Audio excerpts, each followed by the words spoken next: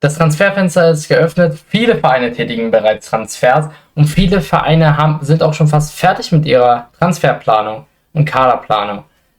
Der FCM wiederum hat bis jetzt sehr, sehr wenig getan. Als Gegenbeispiel haben wir Hannover, die bereits 14 Transfers getätigt haben, aber wiederum auch bedingt, weil sie viel mehr Abgänge hatten als der FCM und auch ein ganz anderes System nächste Saison spielen. Der FCM hat wiederum genauso viele Spieler wie auch letztes Jahr im Kader, muss also am besten Spieler abgeben, um weitere Transfers tätigen zu können.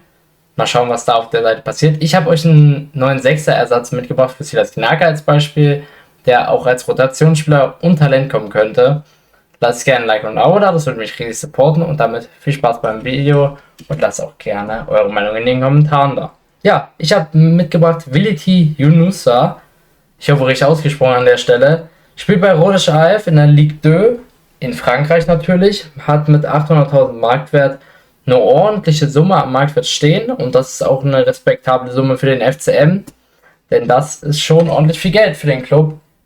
Den muss man erstmal aufbringen, aber da gibt es noch ein paar andere Sachen. Er ist nämlich 23 Jahre alt, gilt also noch ein bisschen als Talent, ist aktueller Nationalspieler bei Kamerun, 1,74 groß, das ist für die Position nicht ganz so gut, jedoch auch Schalke ist an ihm dran, beziehungsweise wir aktuell noch nicht.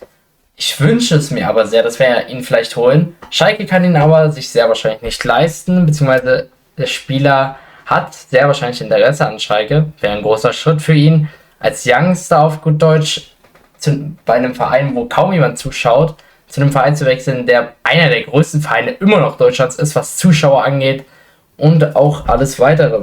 Ja, er spielt tatsächlich nur ZDM, das ist ein kleiner Negativpunkt, aber das ist gar nicht so schlimm. Hat seinen Marktwert grundsätzlich eigentlich gesenkt gehabt, kam dann aber immer zu mehr Spielzeit und hat ihn dann auch wieder gesteigert. Rodez AF ist außerdem ein interessanter Verein, weil der vor allem viele Spieler jedes Jahr in die zweite Bundesliga wechseln. Keine Ahnung, da gibt es irgendeine bestimmte Pipeline, ich weiß auch nicht, wie das zustande gekommen ist. Zum Beispiel dieses Jahr kam Taibi, der nach Hannover gewechselt ist, bekanntlichermaßen, für eine ordentliche Summe. Sein Vertrag läuft jedoch 2026 aus. Das ist nämlich die wichtige Info. Das heißt, man könnte ihn für vielleicht 400.000, 500.000 Euro günstiger schießen. Wenn man das hinbekommt, wäre das ein Top-Deal. Und man hätte direkt einen Spieler hinter Silas Gnaka. Das haben sich ja viele gewünscht und wünsche ich mir persönlich auch. Denn es ist schwierig für einen so anstrengenden Job, den man da hat bei uns. Man muss viel laufen, man muss viel zeigen, man darf keine Fehler machen. Man hat sehr, sehr viel Druck und braucht dann auch mal vielleicht nicht viel Pause. Das ist ganz normal.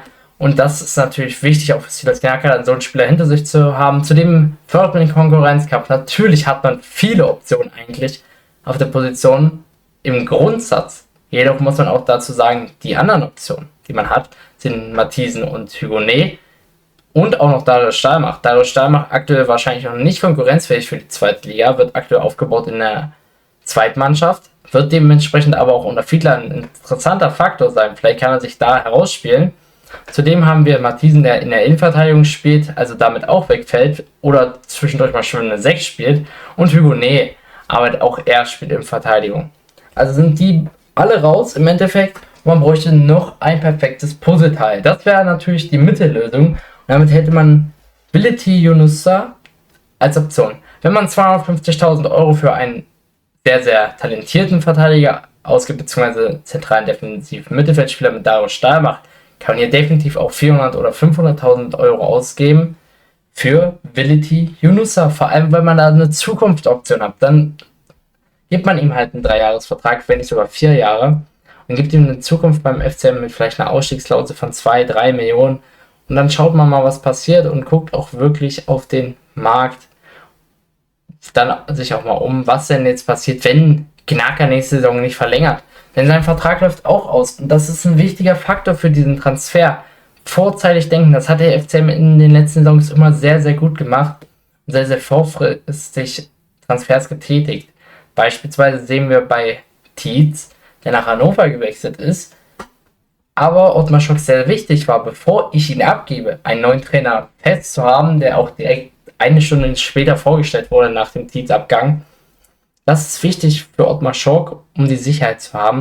Und das wäre mit Willity Yunusa definitiv gegeben, der das Potenzial hat, vor allem weil er Kameruns Nationalspieler ist. Und das nicht ohne Grund. Wäre für ihn natürlich dann auch der nächste Schritt.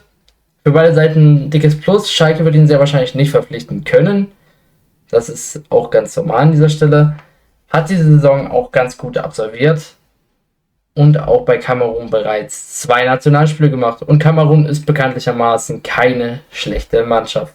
Bei Rhodes unter anderem hat er eine nicht so gute Rolle gespielt, beziehungsweise eine nicht Top-Rolle, aber eine Stammrolle.